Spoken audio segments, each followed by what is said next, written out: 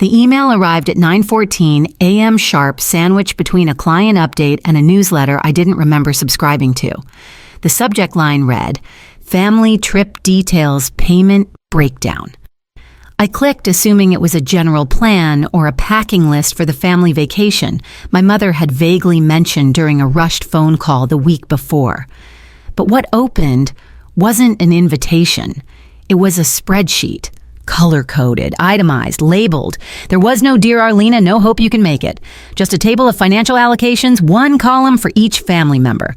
My name was in bold. Arlena Hartwell Resort Suite, single occupancy, all-inclusive meals, spa package. 2 group excursions total due, $3,875 by Friday. I stared at the number for a while, wondering if it was some kind of placeholder. Then I scanned upward. Mom and Dad had 0 listed under cost. So did Celeste plus guest. I was the only one with a total. At first I laughed. A dry, humorless sound that didn't reach my chest. Maybe it was a mistake. Maybe someone copied the wrong version. Maybe my mother had meant to include a note that this was just a draft. 10 minutes later, Celeste accidentally cleared that up. She forwarded me an email thread clearly meant for Liam, her boyfriend. The thread began innocently enough details about what to pack, sunscreen preferences, weather reports. Then I saw it. "Don't worry, sweetie. Arlena will cover it. She always does. No question, no hesitation." Just a sentence rooted in history I had never agreed to. Something in me stilled. I didn't respond to Celeste. I didn't call my mother to demand an explanation. I simply hit reply on the original email and typed 2 words, "No thanks." Then I hit send. I knew what I'd done would be seen as cold. Maybe even selfish, but it didn't feel cold. It felt like standing up straight after crouching for too long. My back was stiff, yes, but it was finally aligned. Still, even as I closed my laptop, I could feel it in my gut. They weren't going to take that answer. Not yet. It was 3 days later when I logged into my credit card account, just a routine check before authorizing a vendor payment for a client's quarterly setup. I wasn't expecting anything out of the ordinary. But as soon as the dashboard loaded, my stomach tightened.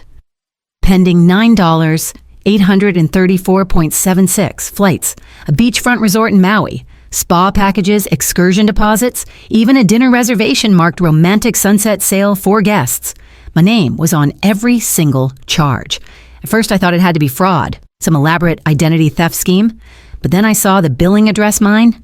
The email confirmation had my inbox as the contact. I called the resort, trying to stay calm, professional, measured. "Yes," the woman on the line said cheerfully, "reservation under Arlena Hartwell.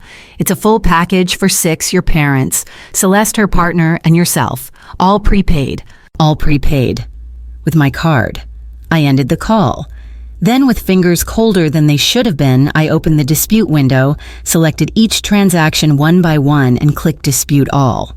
I followed that with a call to the card issuer explaining the situation with the detached tone of someone who's too tired to yell. 15 minutes later, my card was frozen. A replacement was being overnighted. It was done. Almost. 10 minutes after that, my phone buzzed. A text from my father. "Your card declined. Fix it. Not a question, not a call, just a command." I didn't answer. I didn't need to.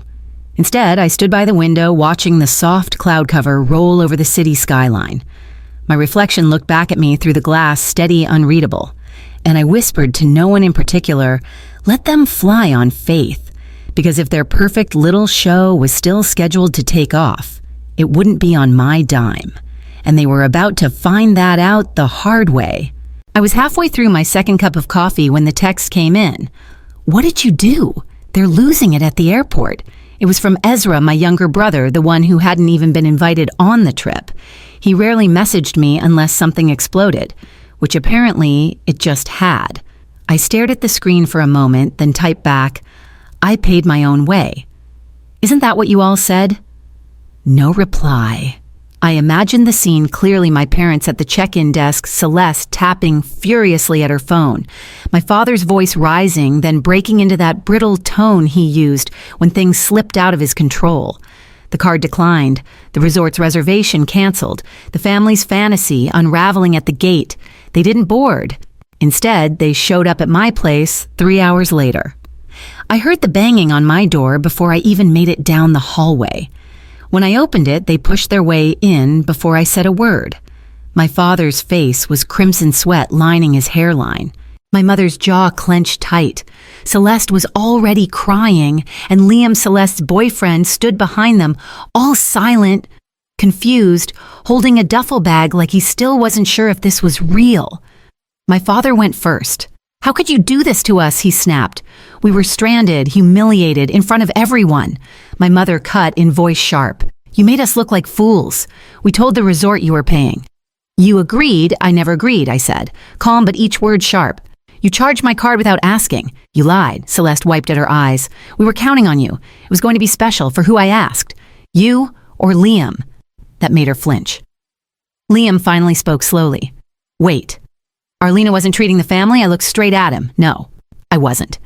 Then I turned to the rest of them and asked without raising my voice, "Do you even hear yourselves?" But the truth was, I already knew the answer. They left my apartment that day fuming. My father barked something about ungrateful children as he slammed the door. My mother muttered how she should have trusted her instincts. Celeste still wouldn't look at me. And Liam, the only one who hadn't raised his voice, stood silently by the elevator, visibly processing everything. He didn't say goodbye. For a moment, I thought that might be the end of it. But the calm didn't last. 2 days later, I got a text from Dara, an old college friend who still ran in Celeste's social circles. "So, the Maui engagement isn't happening." I blinked at the screen. "What engagement? Oh, I thought you knew. Celeste told us Liam was going to propose on the trip." "Guess not." She sent a shrugging emoji like that could soften the slap. I didn't respond. I didn't need to. The picture was forming clearly now. This trip had never been about rest, about family, about reconnecting.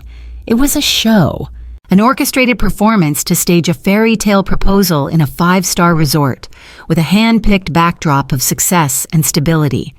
And my role, silent financier, the older sister with money and no questions. The backdrop, not the bride. That night, I scrolled through Celeste's social media. Sure enough, there were hints, filtered beach photos, captions about new chapters, pictures of champagne flutes clinking beneath fairy lights. It had all been leading somewhere, just not toward truth. What stunned me wasn't the scheme, it was the ease. The way they'd slotted me in assumed I'd play along. My trust wasn't even betrayed. It had been dismissed. They hadn't even thought it was necessary to ask. 2 days later, Liam messaged me. He wanted to talk. Not about Celeste, he clarified. We met at a coffee shop halfway between our neighborhoods. He didn't waste time. "Did you really offer to pay for the trip?" he asked. I held his gaze. "No," I said quietly. "They just assumed I would. They never asked." He nodded slowly. "That's what I thought." He didn't say anything else. Just finished his drink, stood up, and walked out. But something in his expression told me something had cracked. By Sunday morning, I'd had enough. I opened my laptop and started with the emergency credit card, the one I'd added my parents to 5 years ago after Dad had car trouble in the middle of winter. I remembered how grateful they sounded at the time, just in case Mom had said. Apparently, in case now included luxury resorts and spa packages. I removed both their names. Then I moved on to the grocery account I'd shared with Mom, which she used just for coupons and delivery. I logged in and saw she'd quietly been ordering essentials for the house, but not hers, Celeste's. Apparently, even the grocery bills had found their way to me. Deleted. The last piece was access to my business admin platform. Mom had been helping me with light support work for months. It was her way of feeling useful, she'd claimed. Truthfully, it had been more about control. She had access to client contacts, billing summaries, even old contracts. I changed every password, then I locked her out. No announcement, no explanation, just doors quietly closing one by one. By Monday afternoon, the calls started. First, my mother, soft performative. "Arlena, I think I got logged out. Was there a system error I didn't answer?" The next message came 10 minutes later, angry or clipped. "So this is how you're handling things now. Just shutting people out." Then came the voicemail from my father. "You're ruining your sister's chance at a future. We had everything planned. You humiliated us." There was no mention of the money, no mention of the card, just blame that I hadn't played along. That night, I received an email from Celeste. "You made your point. Now you're just being cruel. You always thought you were better than us." Well, Congrats, you win. I read it twice, waiting for some glimmer of self-awareness. There was none. What struck me wasn't the manipulation, it was the math they used. That everything I'd done for years, the money, the silence, the endless yeses, meant nothing. But this one, no. That was betrayal. They weren't mad. I had limits. They were mad they didn't get to define them. Liam reached out again the following Thursday. No drama, no apologies, just a message that read, "Would you be open to another coffee different topic this time? Business." I stared at the text, longer than I should have. Part of me was wary. He was still Celeste's ex-boyfriend, still tangled in the mess I just stepped away from. But there was something about his tone measured clear, detached from the chaos that made me say yes. We met at the same cafe as before. This time he brought his laptop. "I've got a logistics consultancy," he said, tapping a few keys. "Mostly supply chain optimization, small to mid-size clients. I started it a year ago, and it grew fast, too fast. The back end's a mess. The onboarding's inconsistent, and I'm starting to drown in things I'm not good at." He turned the screen toward me. "I need someone who can build order out of it. Systems, structure, scale. I know you've run a business. I know how you handled your family. You think in straight lines. That's what I need." I didn't say anything for a moment. He wasn't flattering me. He wasn't offering pity. He was laying out a problem and naming me the solution. "Are you sure this isn't some weird way of, I don't know, making up for all that happened?" I asked carefully. He shook his head. "This has nothing to do with Celeste. This is about respect. You handled something that would have broken most people, and you did it with spine. That's the kind of partner I want." He wasn't offering a job. He was offering a seat at the table. Later that night, I looked through the numbers. He sent real clients, solid contracts, revenue projections that made sense. It wasn't inflated. It wasn't a fantasy. It was growing and real. I didn't say yes right away. I asked questions, took notes, pulled reports. But in the quiet space of my apartment, I felt something shift. While my family scrambled to regain control, someone had seen me clearly for once and offered partnership instead of pity. And that changed everything. The breakup went public 3 days later. Not through an announcement, but through absence. No more couple photos, no future fiancé captions, no curated stories of matching swimsuits on imaginary beaches. Celeste deleted everything that hinted at Liam, quietly like it never existed. But people noticed. Friends began asking questions. Some reached out to me directly unsure what was happening. I didn't respond. I didn't correct the record. I didn't need to. The truth had its own rhythm, now slow, steady, undeniable. Liam hadn't ghosted her.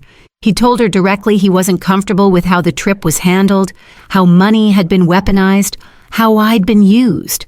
She accused him of siding with me. He said he was siding with honesty. She told him to choose. He did.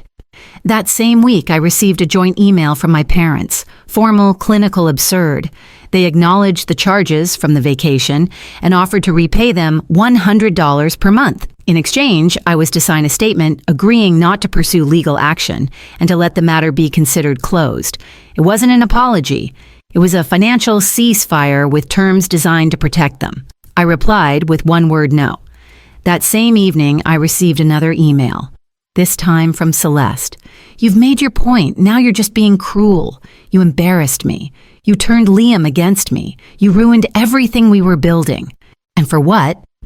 To prove you're smarter than us, I didn't answer. The next morning, I got a voicemail from my mother. She sounded tired but venomous beneath the surface. "If you can cut us off this easily, maybe you were never really part of this family to begin with." There it was. The threat behind the wound exile as punishment for disobedience.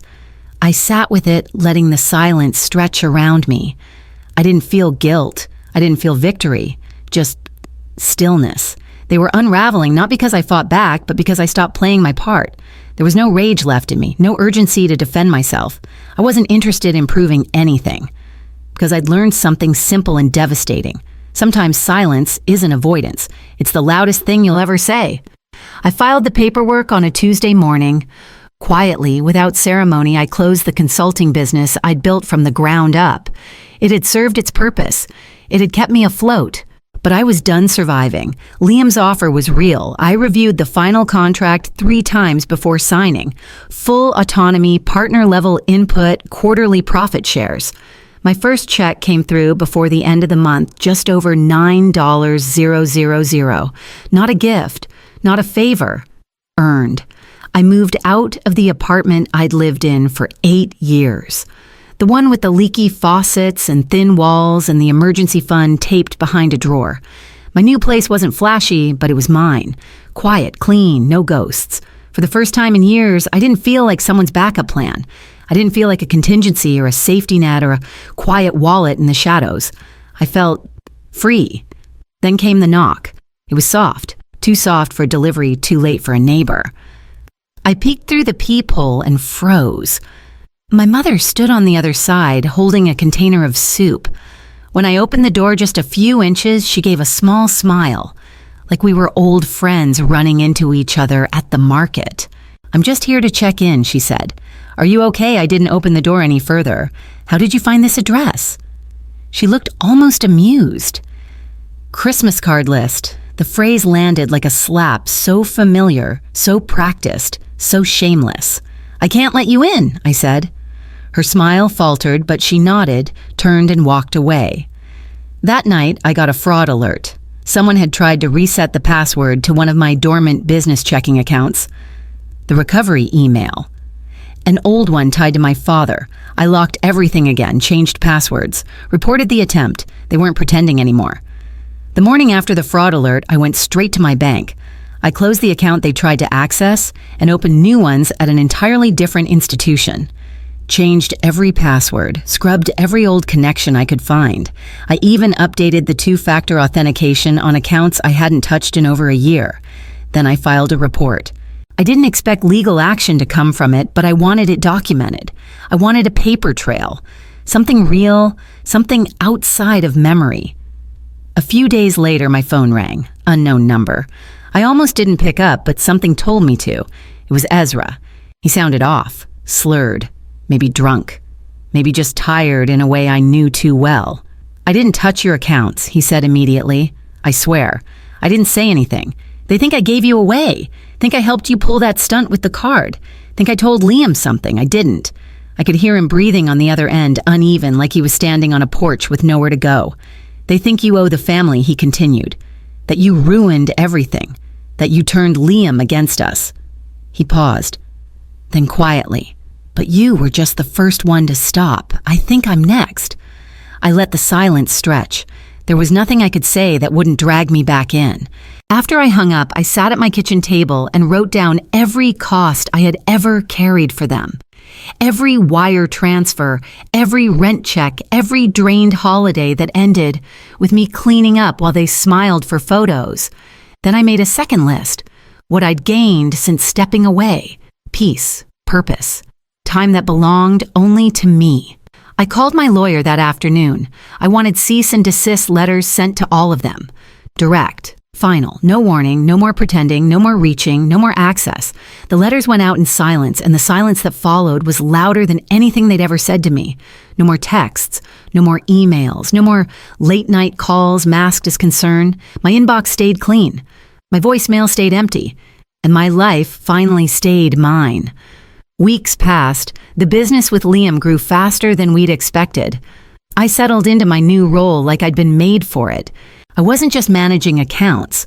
I was shaping strategy, mentoring new hires, building systems that would outlast me. I wasn't reacting to chaos. I was building something steady, something mine.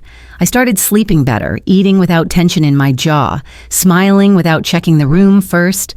Then one morning, a plain envelope slipped through my mail slot. No name, no return address. Inside was a single card. On the front, nothing. Inside, just a sentence written in my father's unmistakable hand. "You don't get to erase your blood." That was it.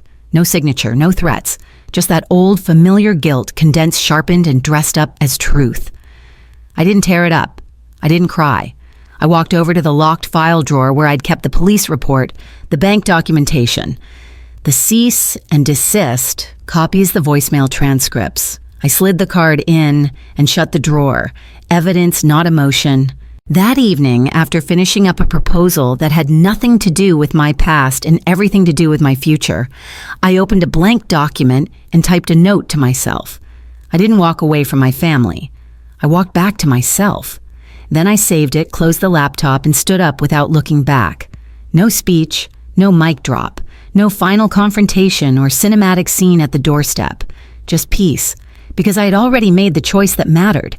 Not to burn bridges, but to stop rebuilding them after every fire. Not to win the argument, but to end the pattern. Not to silence them, but to choose my own voice. And maybe, just maybe, that's the part they'll never understand. Because while they were clinging to a legacy of guilt and expectation, I chose something they never could. I chose freedom.